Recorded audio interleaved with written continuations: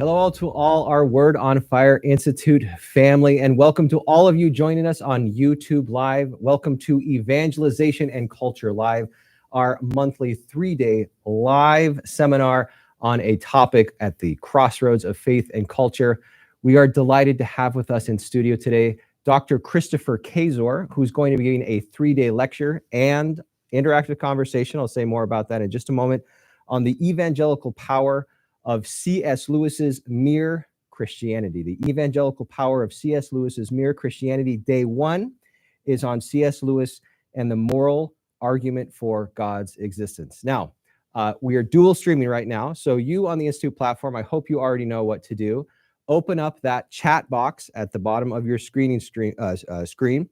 It looks like a chat icon. Open it up. Please introduce yourself, where you're coming in from. You'll begin to see it's from across the world.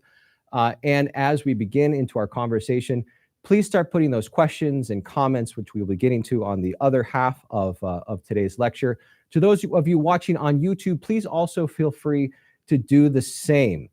We want to invite everybody watching to consider joining on YouTube, the Institute long term. I'll say more about that at the end. But without further ado, let's get to Dr. Christopher Kaczor on C.S. Lewis. Class is in session.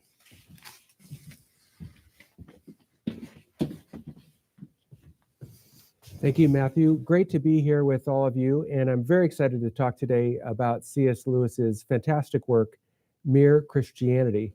And I want to encourage all of you, if you've never read this work, to pick up a copy of it for yourself, because I'm going to do my best to present Lewis's ideas. But C.S. Lewis is one of the greatest, if not the greatest, writers in the 20th century.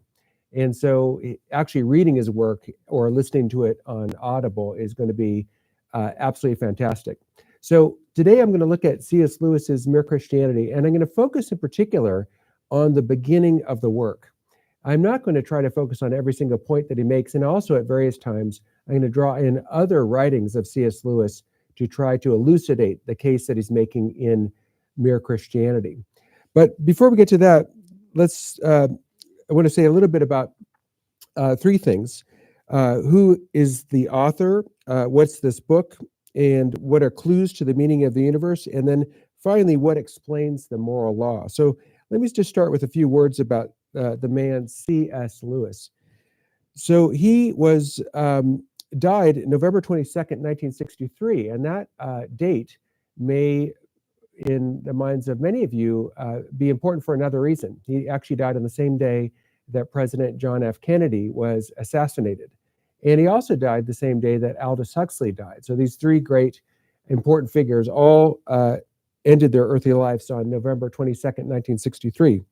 He was a British novelist, a poet, an essayist, a BBC broadcaster, and also a professor of literature at Cambridge University. He got his degrees from Oxford University. And his most famous work of all is this work that we're looking at today, Mere Christianity.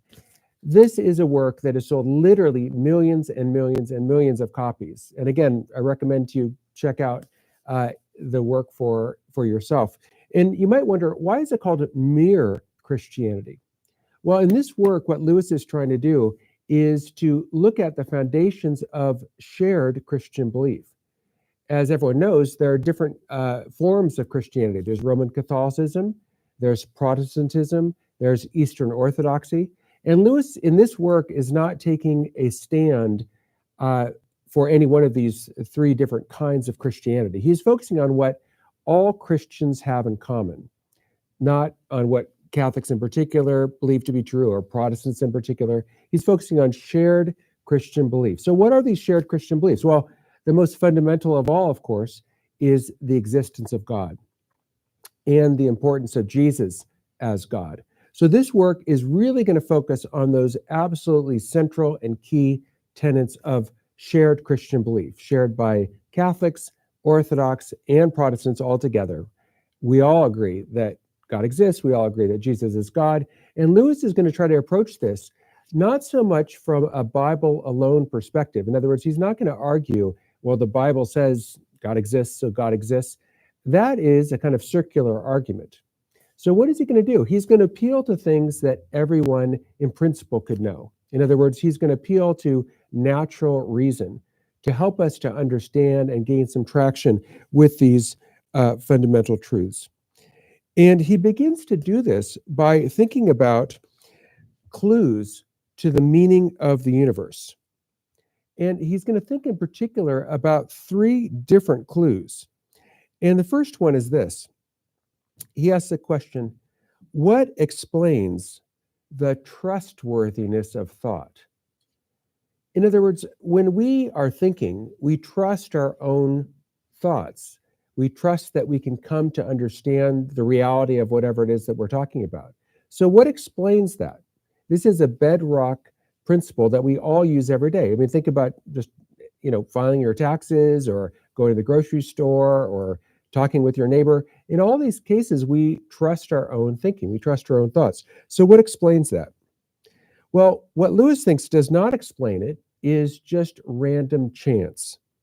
So think about a glass of milk spilling on your desk, right? And there's just milk just spilled all over everywhere. What are the odds that the spilled milk just randomly would end up generating an accurate map of Los Angeles? Is that likely to happen at all? Well, it seems like, of course, it's not likely to happen. The odds of that happening are slim to none, right? Or think of another kind of random occurrence. Let's say that your computer was programmed not by intelligent computer programmers, but was programmed by random hail falling on a keyboard, and that's what programmed your computer. Well, if that were true, it seems like your computer would not be very trustworthy. In other words, it would be a really bad idea to use a calculator on your computer to figure out, what your tax return should be or something. So in order for us to have trustworthy thoughts, there has to be some kind of intelligence that enables us to have trustworthy thoughts. In other words, if human thinking is merely the result of random chance, Lewis argues, then it would not be very trustworthy for anything other than basic survival. But all abstract thinking, it goes way beyond basic survival. And so if we're going to be able to trust our abstract thinking, then there has to be something more than just random chance behind our abstract thinking. So what this means for Lewis is that atheism ends up being self-contradictory. Because if the atheist view is correct, how our thoughts come into existence is just random chance, just random stuff happening. There is no intelligence guiding evolution, that just random stuff happening. And if that's true, well, then it seems like we have no grounds at all to trust our abstract thinking.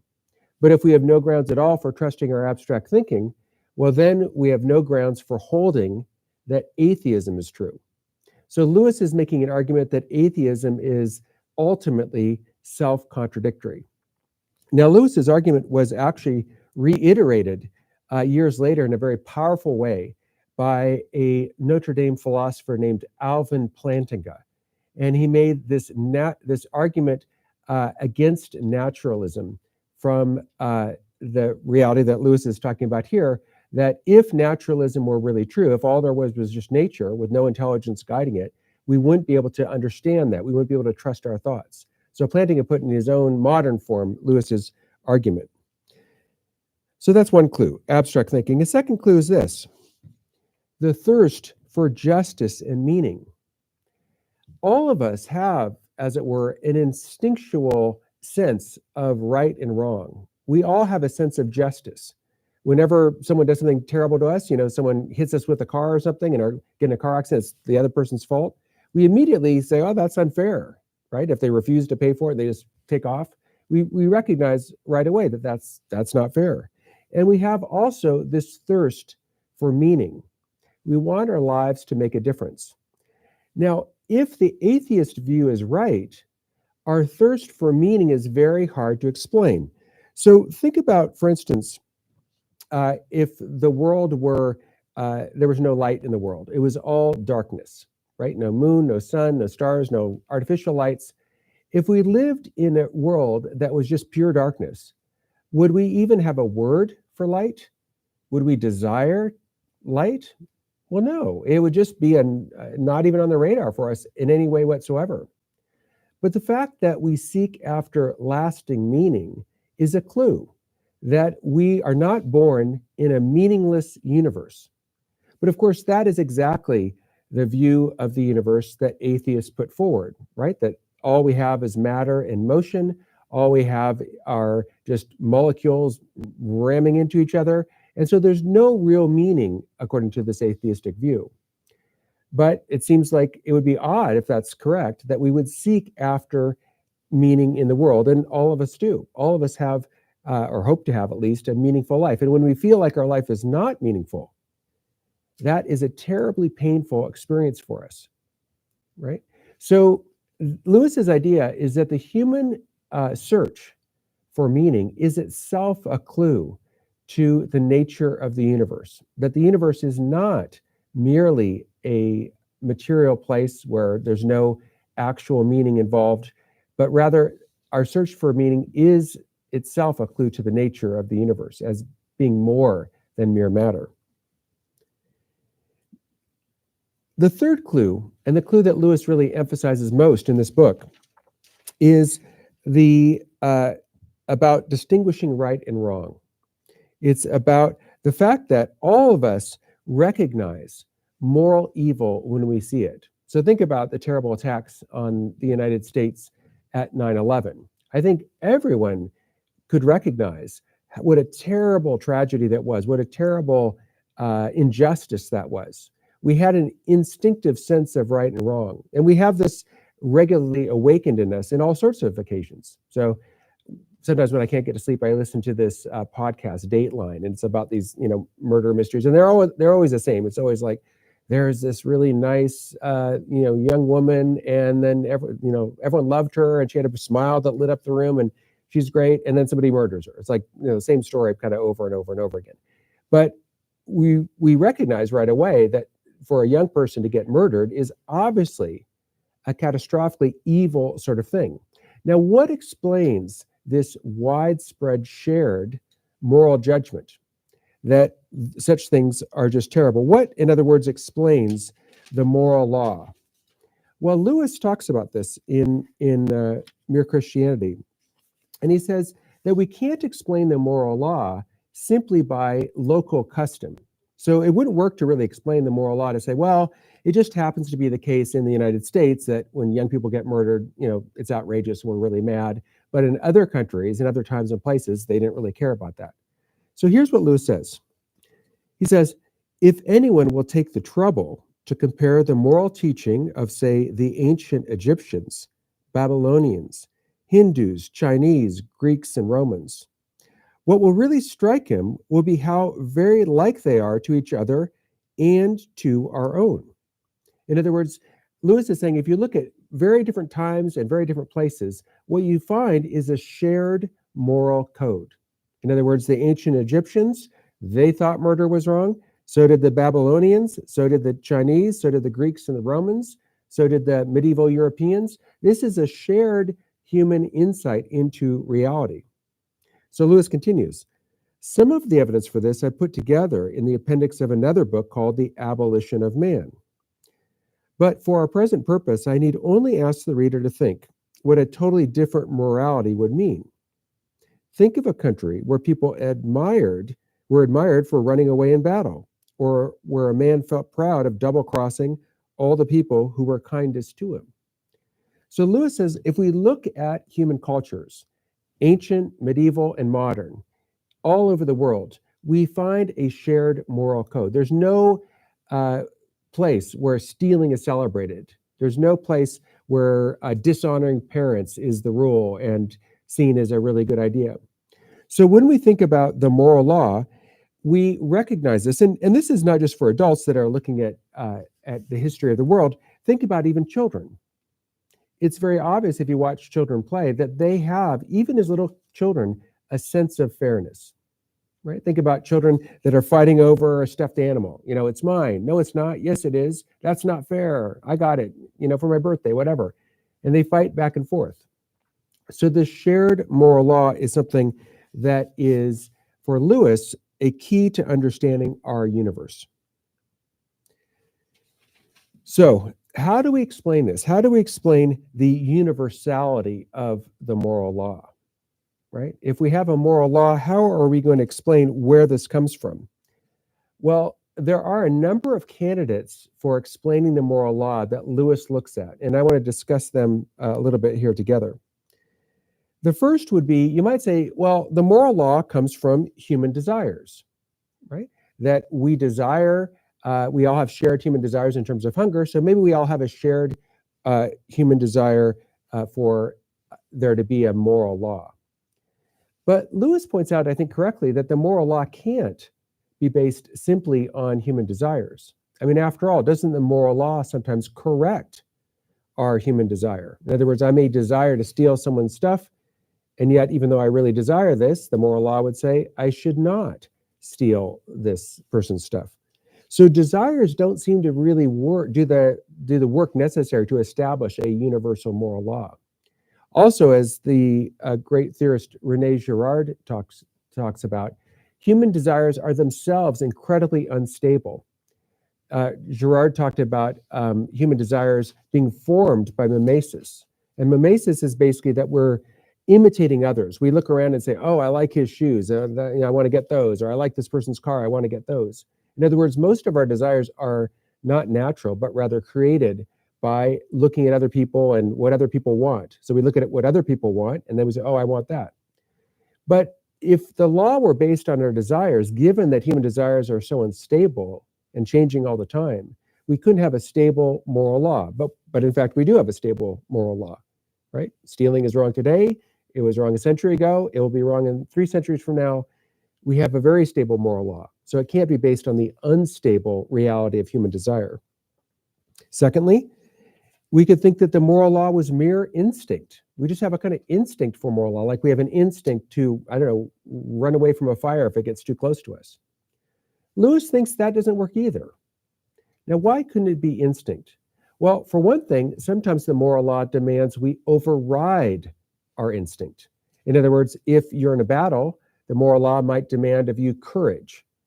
And yet, if you just went with instinct, you wouldn't have courage at all. You just run away when the battle got hot and you take off. The moral law might demand that we return property that doesn't belong to us. But again, our instinct might be to, I want to hang on to this. So the moral law, in other words, corrects instinct. But if the moral law corrects instinct, it can't be based on instinct. Another one Lewis considers is societal approval. And it is true for the most part that societies disapprove of murder, disapprove of rape, etc. And yet even this is not going to work, because we wouldn't want to say, presumably, that yes, in general, anti-Semitism is wrong, but if you're Nazi Germany in 1942, anti-Semitism is not only not wrong, it's a positive duty. I mean, we couldn't have a real moral law that varied based on the culture, because after all, cultures change radically. So Lewis says societal approval, cultural approval, that's not going to work. How about from mere facts about human behavior? Could that generate the moral law? Well, mere facts about human behavior are obviously very important and very interesting, but we can't generate a moral duty from what it is that people actually do. So I'll give you an example. We probably would all agree that it's wrong to be mean to your mother. And yet, if I asked all of you, have you ever in your whole life ever been mean to your own mother? I imagine all of you, sadly, including myself, would say, yes, I did. I have been mean to my mother before. So from the fact that everyone does some action, like being mean to your mom, it doesn't follow at all that that action is therefore not morally wrong. So we can't move, in other words, from facts about how human beings actually behave to a conclusion that whatever it is that they do is actually morally right. Another way to put this that some philosophers talk about is you can't move from what is the case to what ought to be the case. In other words, just from the fact that so many people do this or so many people do that, that tells us nothing about what ought to be true. And this is certainly true from the perspective of basic ethics. I mean, one of the most basic ethical principles shared in East and West, ancient and modern, is that we should treat others as we want to be treated. This is a fundamental principle shared across all cultures. And yet, again, isn't it true that all of us have, to a greater or lesser degree, not lived up to that standard? So from the fact that 100% of people living right now have not treated others the way they wanted to be treated, well, we can't conclude that, well, therefore that norm doesn't matter. So the last thing that won't work for Lewis is the idea that we get the moral law from matter, that the moral law somehow is generated just by a bunch of chemicals and molecules and atoms interacting with each other. That isn't going to work either. If all there were atoms and chemicals and matter interacting with each other, again, we wouldn't have a moral law. So where does the moral law come from? Well, Lewis's idea is that if there's a moral law, then there has to be a moral law giver. If there's going to be a law in the United States, there has to be some sort of government that gives us the law. And if there's going to be a constitution, there have to be people that frame and write the Constitution. So if there really is a moral law, that implies a moral law giver. And in this, Lewis actually is echoing thoughts of an earlier thinker. St. John Henry Newman talked about conscience as a primordial contact of a human being with God. In our consciences, Newman held, we have a sense of whether we're doing right or whether we're doing wrong. And we have a sense, therefore, of a judge over us. And we have a sense of reward and punishment that come to us in virtue of the kinds of actions that we do, the kind of lives that we have. So Lewis, in a way, is looking to a kind of testimony that is inside of us. Everyone has had the experience of doing things that are wrong, and also the experience of doing things that are right. And so we have a sense from our own consciences of the moral law that we have a duty and responsibility to follow. So the bottom line is that Lewis thinks that the atheistic view of the universe is untenable. He thinks this is just not going to work. And it's not going to work in part because our abstract thought is reliable. And if the atheistic view of the universe were correct, our abstract thought would be totally unreliable. But then, in that case, if our abstract thought was totally unreliable, well, then we would be unable to make a case for atheism. So atheism, on Lewis's view, ends up being self-undermining in a certain way. Secondly, we have this thirst for justice and for meaning. And if the universe really is as the atheists portray it, well, then we wouldn't really have a thirst for justice or a thirst for meaning, because we would be just like fish, right? Fish in water don't complain about the water. They don't complain about being wet. That's just the way things are. But we do complain about injustice, and we do complain if we feel a lack of meaning in our lives. And then thirdly, Lewis points to the reality of the moral law in the human heart, that each of us has a sense within ourselves of the moral law guiding us to do good and helping us, hopefully, to avoid doing evil. Now, let me qualify Lewis's argument. He's appealing to a moral lawgiver. And so this would be a kind of God that urges us to do good and urges us to avoid evil.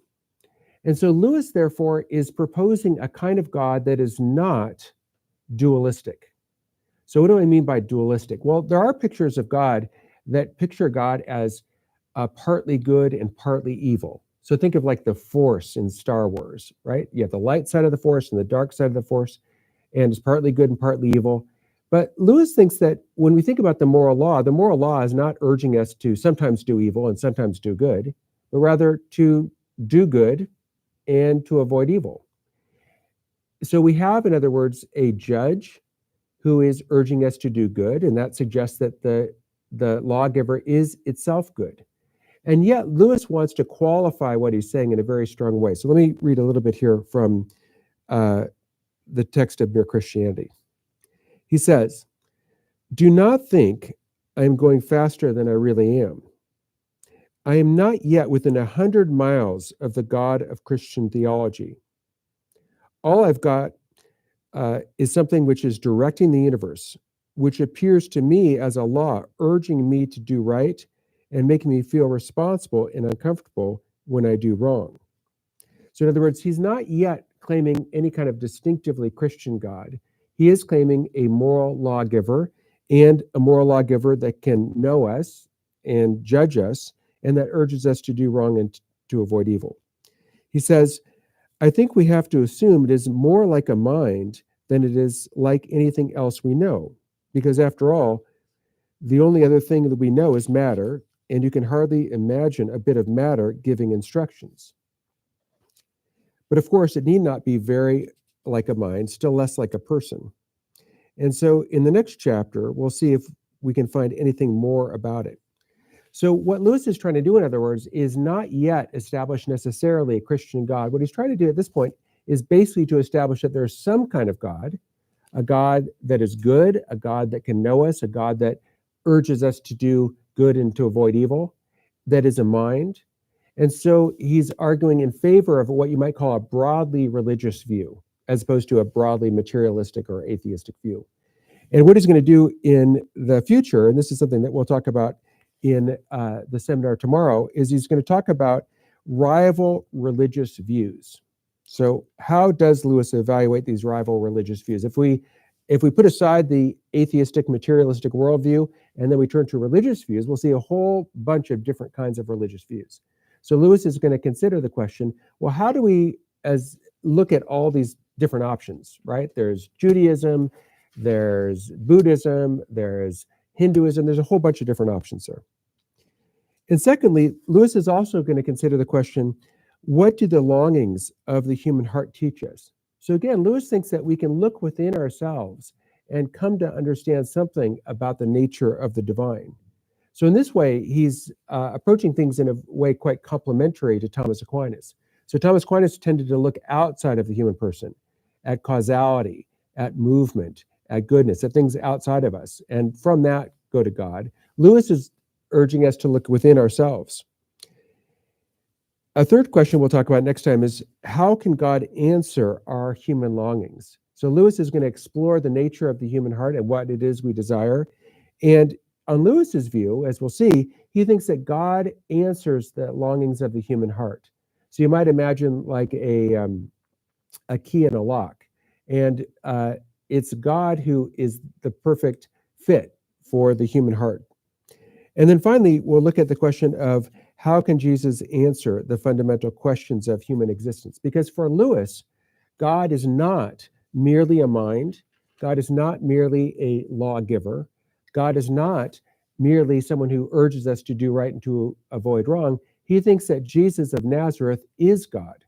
And so next time we'll look at a very famous argument that Lewis puts forward, that Jesus cannot be simply a good moral teacher, that Jesus has to be more than just a teacher of ethics, that Jesus actually is the Lord. And Lewis, as he famously puts it, thinks that if Jesus is not God, then he must be a bad person. He must be either a liar, putting forward the idea that he is God when he knows he's really not God, or a lunatic, putting forward the idea he's God and actually thinking he's God, but not being God at all. So next time we'll look at those questions in the next seminar. And that brings us to my favorite part of this whole seminar, which is the questions that come from all of you. So I'll look forward to your questions. And if you haven't put any questions yet in the chat, then now's your opportunity to do so. And hopefully Matt will have some questions lined up and we'll talk about that now. Thank you. Thank you, Dr. Kaczor. I just want to reiterate for those watching on YouTube as well. So I'm seeing your questions here in real time on the Institute platform, but friends on YouTube, open up that chat box and we're monitoring the questions there as well. So yes, we have some philosophers watching as well. In fact, you're going to get a question here down the line, little fair warning about non-natural ethicalism from G.E. Moore. So it's coming. Okay. It's coming. So you can file that back. Brush up on my G.E. Moore's Principia Ethica. I haven't read that in a while, but Principia Ethica. I didn't know this was a doctoral seminar, but I'll see what I can do. It's coming. It's coming. All right. So let's start at the bottom floor. So you are an apologist, and we're reading one of the greatest apologists in any tradition, right? There is an argument out there, especially those who are, really interested in evangelizing. The apologetics has some role to play in evangelization, but overall, it should take a minor role because most people just aren't convinced by argument. And you can even build in a kind of psychological case to that as well. Say, look, unless people have the right heart, the right disposition, you can make the case for God. You can lay it out in the way that you've clearly done, but it's going to fall on deaf ears. So what's your response to that as an apologist yourself? Yeah, I guess what I'd say to that is that there is more than a grain of truth in that. In other words, in terms of persuasion, if someone is totally closed to even listening to you, if they've already, dismissed you as a total nut, well, then they're not going to be very likely to take what you're saying seriously. On the other hand, I think that it is the case that reason really can do quite a bit of work helping somebody to come to believe. So, for instance, I think that reason really can give good reasons for holding that there has to be a God. And I think that reason can really push us in the direction to understanding what kind of God this has to be. So the idea, in other words, that there are multiple gods, I think if you think about it carefully, ends up being a non-starter. If you mean by God, not like Hera and Zeus, but you mean by God, like first cause, supreme being, perfectly good, I think it's just not going to work. Mm-hmm. Likewise, I think that the supreme being has to have intelligence, has to have a will, has to be good, and has to be loving. Again, all on the basis of just reason. Now, how much of a difference is that going to make? Well, I think it depends on the person. There are some people who you might say by natural inclination tend to ask philosophical questions and are going to be more likely to engage in these sorts of conversations in a fruitful way. And there's other people who more or less are not inclined to ask those sorts of questions.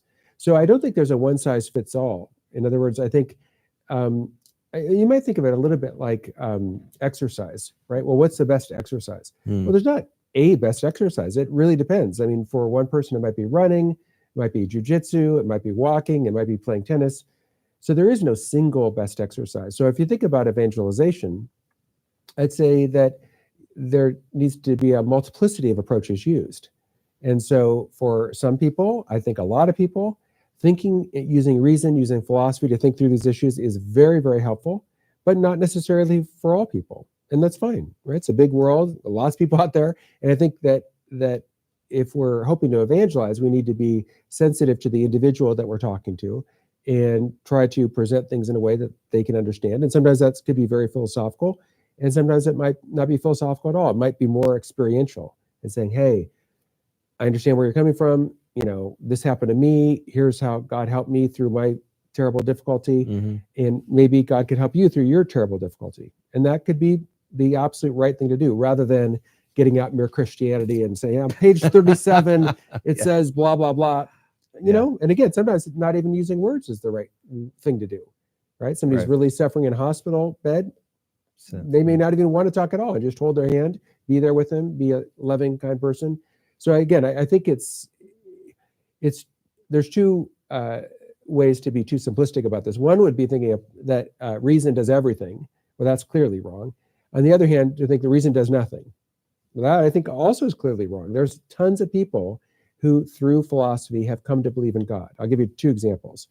Edward Fazer is one, philosophy professor in Pasadena, and Alistair McIntyre, very famous professor from the University of Notre Dame. So there are people that the philosophical approach is extremely important for them, but again, not for everybody. And that's fine. On a more sort of personal approach to the question, so we can establish that apologetics is maybe insufficient but necessary. Having a good rational foundation. But how about in the life of faith itself? What role do you think apologetics plays once you've whether individually or in a community? We're in a community of believers now. Can we now say that reason has done its work and it's time to turn to experience or to faith? Yeah, what role does it play in the spiritual life? Yeah, I would say no, because living a spiritual life is going to at least implicitly involve some kind of theology.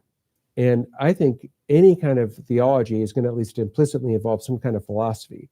So reason is always going to be operative in a spiritual community. And I think Aquinas is a great example of this. So Aquinas was part of the Dominican order, as you know, and the Dominican order, obviously very committed people that have, serving God in this order.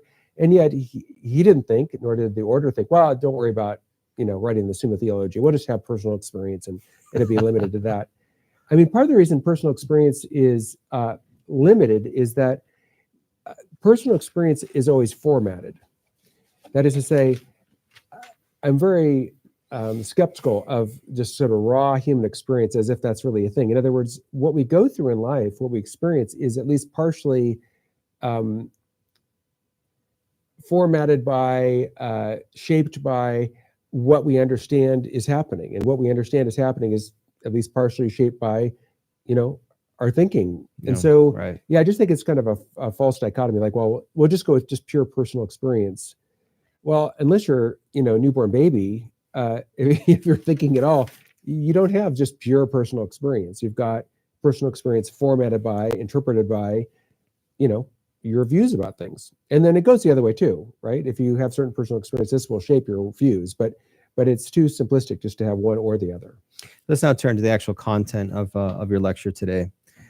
So with regards to the question of what explains the trustworthiness of thought, I think you made a very persuasive case for why we don't have reason to believe in the trustworthiness of our thought if, in fact, we're principled atheists. How about in this summarize some of the questions that have come in, this potential critique? Well, it's one thing to say that it would be a low probability event. So you described events that would have infinitesimal probability of actually happening, but it's theoretically possible, right, that you could have hail, fall in such a way that it types a code. Even if it would remotely happen. So that's a low probability event. But isn't it the case that just because something with low probability doesn't necessarily mean that it's impossible? So there could be a kind of chance nature to existence that could still explain why we have believe the way that we do. Yeah, I think you're correct that a low probability event is different than an impossible event. Right. So it's extremely unlikely if I buy a lottery ticket today that I'll win the jackpot. But it could happen, right? And it does happen. There are some people who buy a lottery ticket and they do win the jackpot. So that's correct. Low probability doesn't mean no probability. But the trouble with thinking that our intelligence arises simply from a chance event, in part has to do with the ongoing nature of it. So in other words, if it's simply one time you win the lottery ticket, that's very different than on an ongoing basis, not just you, but everyone in the human community, billions of people over, thousands and thousands of years all have this ability. The random event would be there's a single person who just, because the things come together in a weird way, happens to have this. The fact that all of us do, that seems it'd be like everyone's winning the lottery all the time. I mean, that's no longer a chance event. That's something that reflects intelligence. And at a deeper, going down deeper at even more metaphysical level, what would C.S. Lewis, or would C.S. Lewis argue along the following lines as well? So not only is it the case that there's the low probability events that would be impossible to explain without the existence of God, but there's also some like metaphysical events that just would be impossible, like something coming from nothing, or the fact that we can distinguish logically without having any experience of something in the world. Is that part of his argument as well? That it's not just probability events; it's also like metaphysical certainties and logical certainties as well. Yeah. So that's a good question. Lewis tended, like many people from England, to be more empirically oriented. Interesting. So I'm not sure if he would want to say that it's in principle impossible, rather than the more modest claim that given the probabilities and given the empirical outlook, it's extremely unlikely. I'm just not sure. I do think a case can be made that there are some things that aren't just unlikely, but literally impossible. So something coming from nothing. If something doesn't exist, that thing has no causal power. So think about something that doesn't exist right now, say your great-granddaughter, right? I mean, you might be able to have one sometime, but right now there's no such thing as your great-granddaughter existing on Earth. So your great-granddaughter can do absolutely nothing. She can't get you tea, she can't mow the lawn, she can't answer the phone, she can't do anything. She doesn't even exist. So if there's nothing in existence, it's like everything that now exists would be in the category of your great-granddaughter, and therefore causally lacking in all causal power, unable to do anything. But if you can't do anything, you can't cause anything. And if you can't cause anything, obviously, if you can't cause anything at all, you can't cause everything. So yeah, the idea that something comes from nothing is a complete non-starter, I would say. And then Yeah. Well, it's just interesting that Yeah. that Lewis, as you're arguing, it doesn't really go into that sort of more metaphysical territory. And the reason I think it's important to bring that up is because some do see Lewis as like the only apologist I need to read, whereas you're suggesting, no, we might maybe get into some Aquinas as well, right? That there's And I do some think potential gaps. Yeah, I mean, I do think that you do see different approaches based on different people. So, for instance, if you compare John Henry Newman and Thomas Aquinas, Newman, like Lewis, a person from England, it just has a more kind of empirical approach to things, and a more he's less likely to make demonstrative arguments or arguments that he takes to be demonstrative. He's much more into probability and likelihood and things like that. And especially for Newman, the cumulative probability, what he calls the illative sense. So I think I would totally agree with you that there's different approaches, and for that reason, for some people, Aquinas' approach is going to see this is absolutely fantastic, but then it'll leave other people cold if they have, by temperament or whatever, a kind of more empirical, more probabilistic orientation.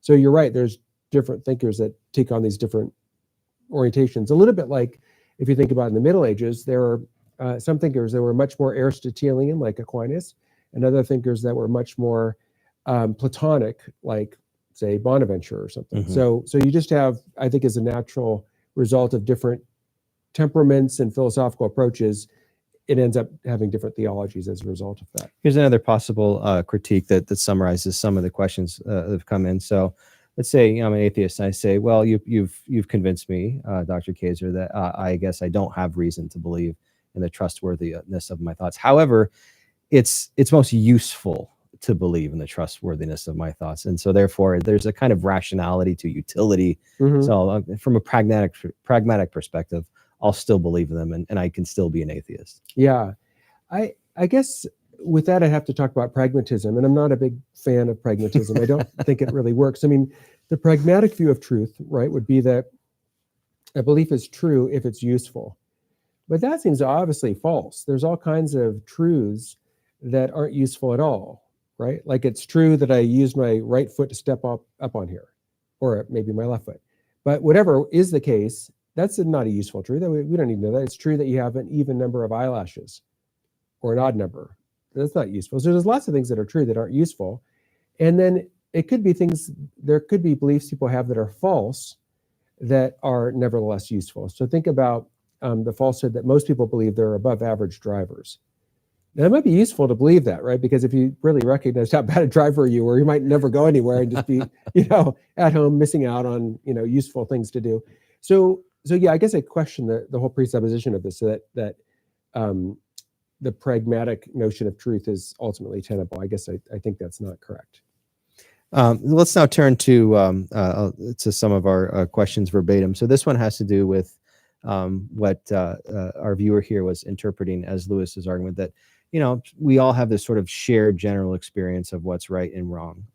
And so he says, this is Jack, he says, but there are certain things that some people see as obviously evil or wrong, but others do not. And then he gives a personal example from his own life. So how do we answer that also common sense experience where something we deeply hold to be obviously the case, and we see other people who deeply have the opposite view? How do we address that? Yeah, so I'd say that, yes, of course, it's a reality that people sometimes disagree about moral issues. That's very clear. So think about capital punishment or something. Some people say it's right. Some people say it's always wrong. Some people have a middle view that it's not always wrong, but it's mostly wrong. So there's a variety of views there. What Lewis is talking about generally are, you might say, the fundamental ethical principles. So in other words, we may disagree about capital punishment. Some people think it's always wrong. Some people think it's mostly wrong, usually wrong. Some people think it's usually right. But everybody agrees that it's wrong to just murder an innocent person that's, not harming you, right? We all agree that stealing is wrong. Now, again, on the margins, what exactly counts as stealing? Yeah, there's some debate about that. Is this really stealing? Is it not? You might debate, if you're stealing a loaf of bread and your family's starving, does that really count as stealing?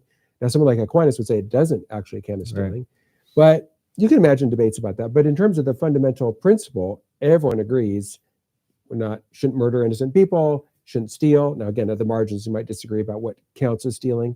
So I think, one error would be thinking that there's perfect unanimity about all ethical judgment. That's clearly wrong. But then the other extreme also is clearly wrong, but there's no agreement at all. In fact, as Lewis points out in The Abolition of Man, there is extensive agreement in all kinds of different cultures all over the world about, in all kinds of time periods, ancient, medieval, and modern, about these fundamental norms. There's no culture anywhere that thinks it's a good thing to disrespect your parents, or it's a good thing to, just kill innocent people, or it's a good thing to steal. I mean, these are really universally shared, although it is also true that sometimes there's disputes about exactly, like with capital punishment. Well, is this really, does it fall under the norm that we all accept of, not killing the innocent? Mm-hmm. So this may sound like hair splitting. This is connected to some other questions we have coming in. But I think there's a genuine critique there. So say, well, look, okay, let's grant that there are these universal categories. So, for example, you can't find anywhere in the world where a culture says it's good to kill innocent people as a kind of formal category. But each culture defines what an innocent person is differently. In fact, the definitions are so different that they ultimately it's kind of a wash.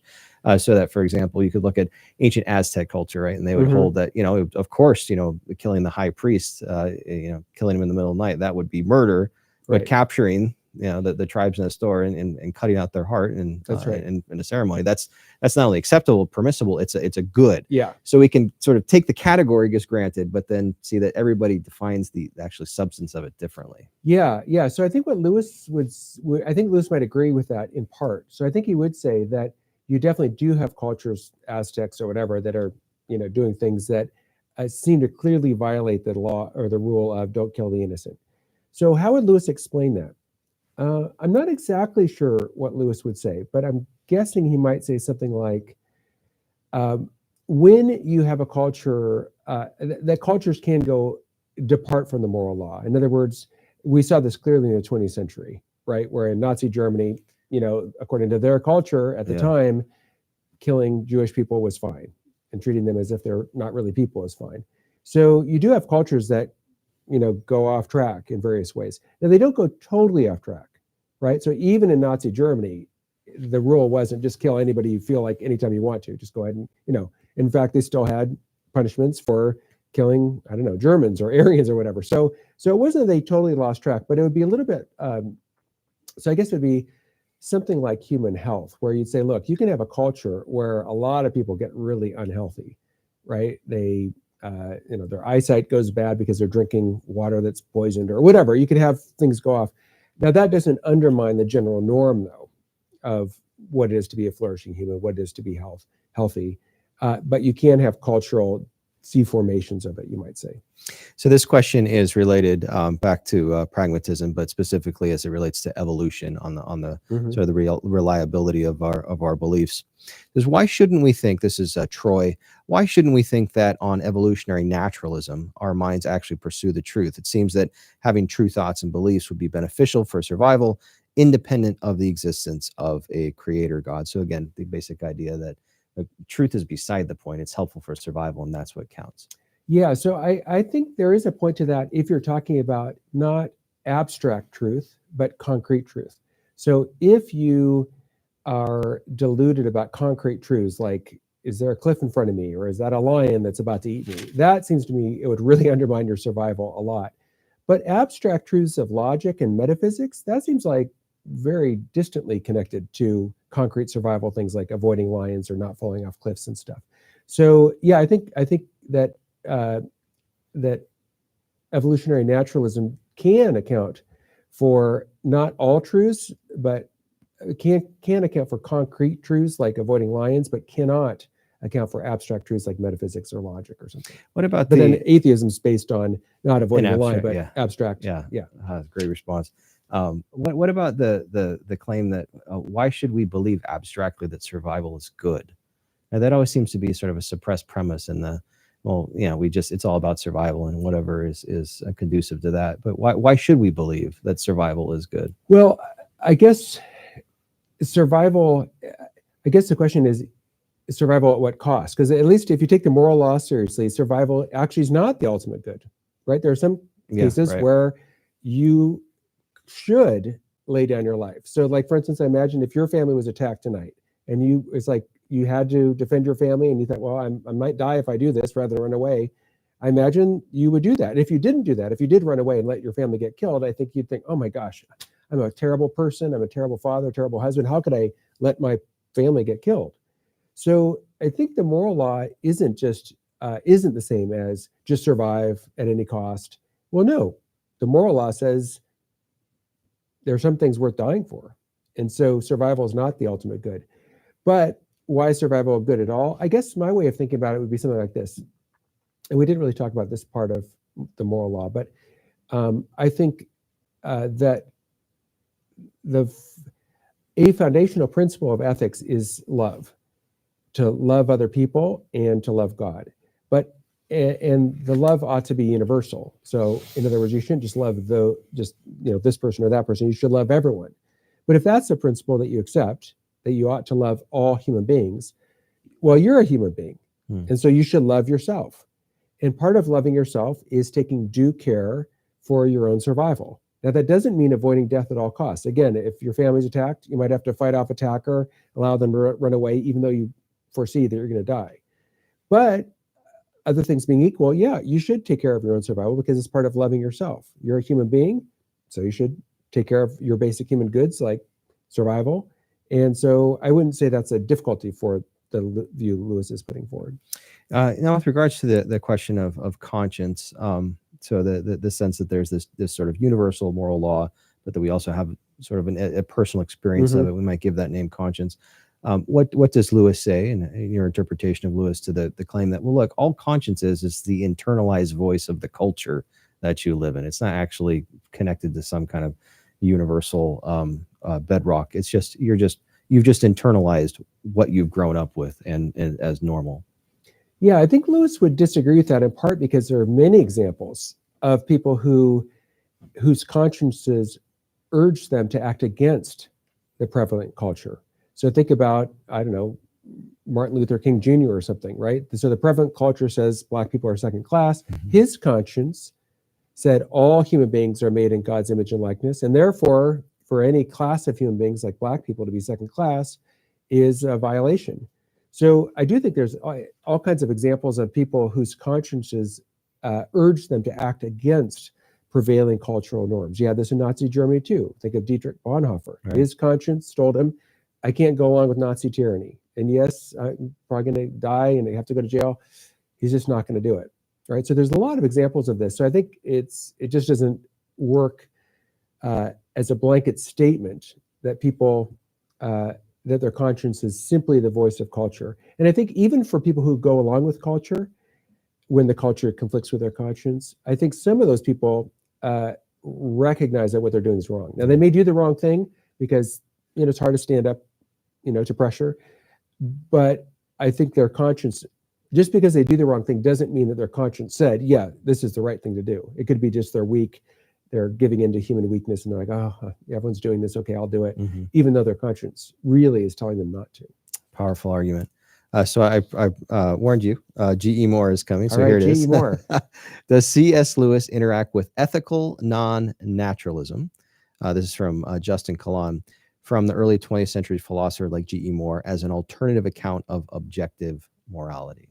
Yeah, so I have not read Lewis interacting with G.E. Moore, but I would bet almost anything that he knew about G.E. Moore's views. So just in case you don't know, G.E. Moore was a ethicist who wrote Principia Ethica. And I think, if I remember correctly, it came out at the very beginning of the 20th century. And this was a kind of bombshell book in ethics that everyone basically at Cambridge and Oxford for a long time, for more or less 50 years, where it was reacting to and reacting against. And he basically thought that good was a non-natural property that we kind of intuited. So you kind of, if you're brought up properly, you'd kind of just recognize the good. And Lewis, I'm sure, knew about this view, but I am not aware of anything where Lewis explicitly, contradicts this view. I mean, mere Christianity is contradicting it, but he doesn't really talk about G.E. Moore's view. My best guess is that he probably thought G.E. Moore is very popular and influential at Oxford and at Cambridge, but outside of academia, it really is not a view that really anyone even knows about, let alone holds. And today, I'd say that it's even less well known than it was back in Oxford and Cambridge in the early 20th century. In other words, I'm not aware of any current living philosopher who holds and defends the views that G.E. Moore had. I think they're pretty much universally rejected as untenable. Just as sort of as a basic category question, if we're arguing for objective morality, how is it conceivably even possible to argue for a morality that is in fact a morality that's non-objective? What does that even look like? Yeah, I guess, well, it partly depends on what you mean by non-objective. So you could imagine a purely subjective morality that's based on the subjective experiences of pleasure and pain that sentient beings have. Mm-hmm. So you I think you could develop a kind of utilitarian view out of that. I'm not sure at the end it would really work. In other words, I'm not sure that if all you had were mere preferences, subjective preferences for pleasure over pain, I'm not sure that actually gets you utilitarianism unless you introduce another principle of fairness. That if you value, pleasure and you don't like pain, well, then you should extend the same. Right. But the trouble is that principle of fairness isn't itself based on just your subjective whatever. Mm-hmm. So yeah, I'm not sure it smuggled works. in. Yeah. Well, that's a great segue to this. So the next question. This comes from our a member or a viewer on YouTube, and he's asking about the problem of pain. Now, I do want to say to our dear friend watching on YouTube, Dr. Kaczor has provided an entire seminar on the problem of pain, and so I'd invite you to join the Word on Fire Institute to see that. But I think that the angle is this. Look, I find this convincing. I find this persuasive, even at this introductory stage. But the whole question of how a good God could allow such massive suffering is just like a bomb that comes in and explodes this whole delicately constructed intellectual artifice that you've made. So how could you, in a succinct way, say it's okay? We can deal with the problem of pain and still maintain the systematic argument for the existence of God. Yeah, the problem of pain is obviously the most powerful reason to think God doesn't exist. Mm-hmm. But I think that when we're thinking about different reasons for things, I think it is problematic to simply isolate one reason or one consideration and not consider all the other considerations that are involved. So what I mean by that is this: if all you knew about a baseball player is that there was a game and he struck out 3 times at 3 at-bats, he was 0 for 3, you might conclude, oh, he's a terrible baseball player. But if the other information that I gave you was this was a World Series game, this person, even though he struck out 3 times, bats 400, this person is the greatest batting champion that in the American League. Well, given all that information, that changes the reality that yes, he struck out 3 times in this one game. So I think too, with God's existence, obviously the existence of evil is not a plus in terms of trying to think about, well, does God exist? I mean, almost no one's gonna be like, well, I'll show you God exists. There's suffering in the world. Haha. Well, no. But to think about the overall question of God's existence, we can't just have that one data point. And when we do think about that one data point in conjunction with other things like Lewis talks about here, I think that God's existence is not at all unplausible. So one way to think about it is this: there was a view that was held for part of the 20th century by many philosophers that any evil at all disproves God's existence. If there's just one person who's got a headache, that's enough to show that God doesn't exist. But this very strong view ended up running into some very serious problems because, in fact, logically speaking, God exists, or a good God exists, and evil exists are perfectly compatible logically. Right? God exists and God does not exist. Okay, there's a logical contradiction. But God exists and evil exists, or there is evil in the world. Those are not two propositions that are logically incompatible. Mm-hmm.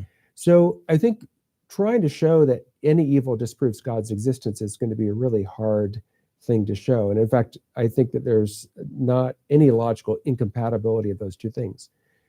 Now, you might have a fallback position and say, well, I'm not claiming God doesn't exist because there's a little bit of evil in the world. It's that there's a lot of evil in the world. Now, the trouble with that, though, is determining whether or not a given evil is justified or whether a given evil is gratuitous is virtually impossible for us to determine, because any given bit of evil, even a big amount of evil, could be absolutely necessary to secure greater goods like free will, like loving relationships, like the development of moral character. So I guess what I'd say is that the question is obviously a very good one. Obviously, the problem of evil is a classic one that Lewis himself dealt with, but I don't think at all that it's a kind of knockout consideration that, well, obviously since there's evil, therefore God doesn't exist. There are considerations Lewis gave and many others gave that show not only the compatibility of God's existence with evil, but also the reality that God may have very good reasons for allowing evil that we, in our limited conditions, can't know. Just as when my kids were little, I allowed them to suffer evils, like they went to the doctor and got shots. Did they like that? No. They went to the dentist and got their cavities done. Did they like that? No. But as someone who had more love and intelligence than they did, I judged, I think correctly, that it's actually better for them to go to the dentist and have their teeth drilled, better for them to go to the doctor and have the shots. So in a similar way, God, on Lewis's view at least, only allows evil if ultimately it is for the good of us that suffer the evil. Yeah, and this is for our viewers who may not know this. This is something that he personally experienced too, right? With the death of his wife. So this isn't just an abstract formulation he's come up with. This is something that he dealt with him, that he had to go through systematically himself as well, right? That's right. Yeah, there's a fantastic book called A Grief Observed. Yeah, that he wrote, originally intended for publication, but he wrote after the death of his wife. And Lewis was completely devastated. Yeah. He just was in deep grief.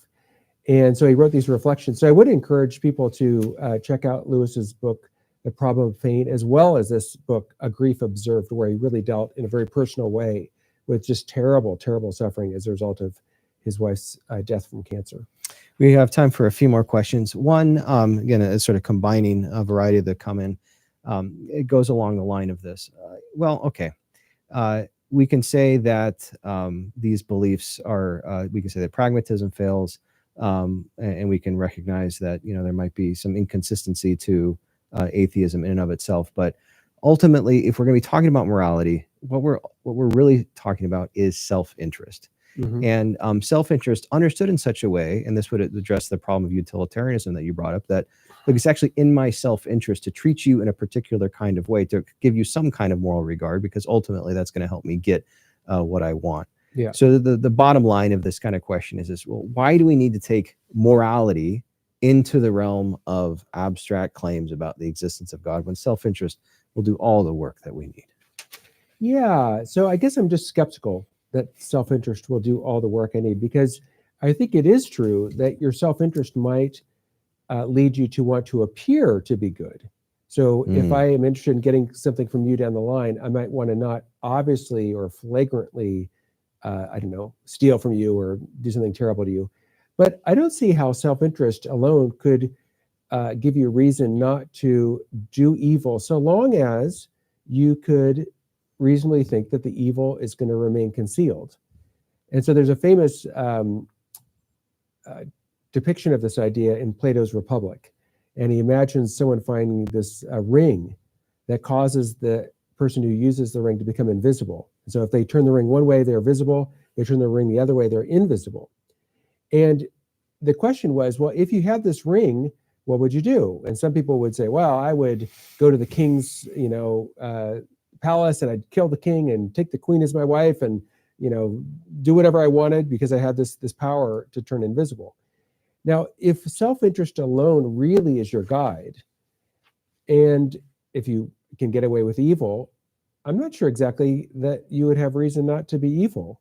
But then that seems to undermine the whole case that morality really is about self-interest, because if morality is really about self-interest, you'd have to end up saying, well, it is fine, it's moral to murder the king, take his wife, take his stuff.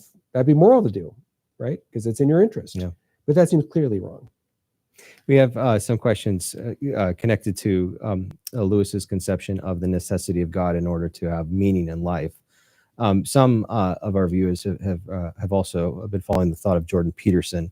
And Jordan Peterson makes an argument that atheism is actually possible. He doesn't necessarily bring it to the level of meaning, the highest meaning in the abstract, but he says it's actually impossible to act Right. If you are a principled atheist. What is he getting at there? Yeah, so I'm loath to summarize Jordan Peterson because, as you know, his explanations are obviously quite lengthy and complex. So you can give us a 25-minute answer. I'm afraid. Now. Yeah, exactly. I'm afraid I won't be able to do justice to it. But as far as I understand his view, it's something like this: in order to operate in the world, we need to have an organized perception of the things in our environment. And our perception of things in our environment is organized, he thinks, according to a kind of hierarchy of goods. So in other words, we care about some things and don't care about other things based on this sort of hierarchy. And if we don't have a hierarchy of goods, we're not going to be able to move forward in the world and act. We're just going to be flummoxed given all the phenomena around us and not really even know how to move forward. If you have a hierarchy, there has to be something at the top of the hierarchy. There has to be, at least implicitly, some greatest good. But that's another way of talking about God, right, as the greatest good. Mm-hmm. So I think Peterson's argument is something like, our actions in the world presuppose perceptions, and our perceptions rest on a kind of hierarchy of various goods.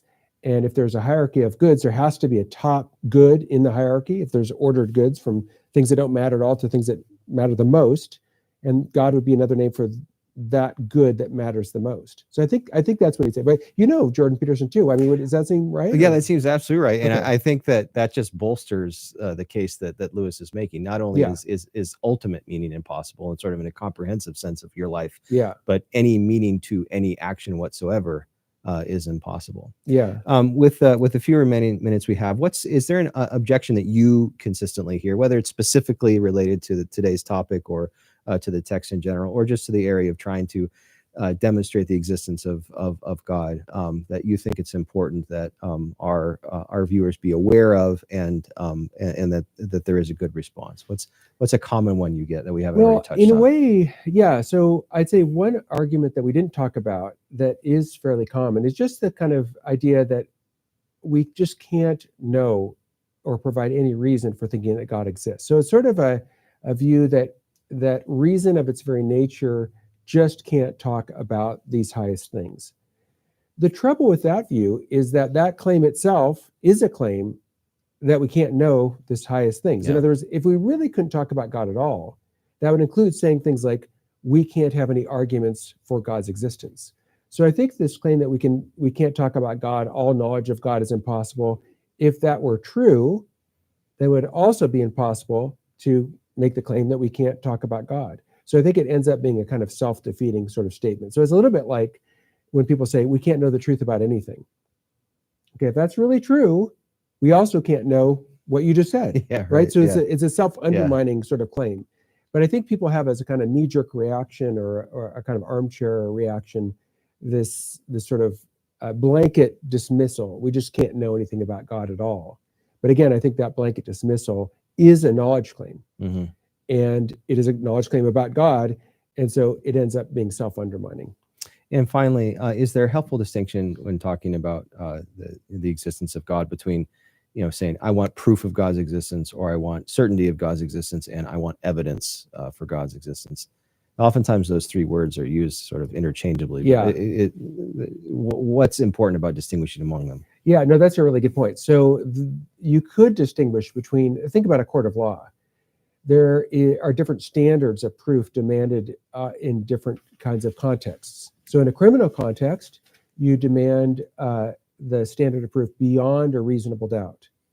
Now, is that absolute certainty? Is it the kind of certainty like 2 + 2 = 4? Well, no, it's not that kind of certainty, but it's beyond a reasonable doubt.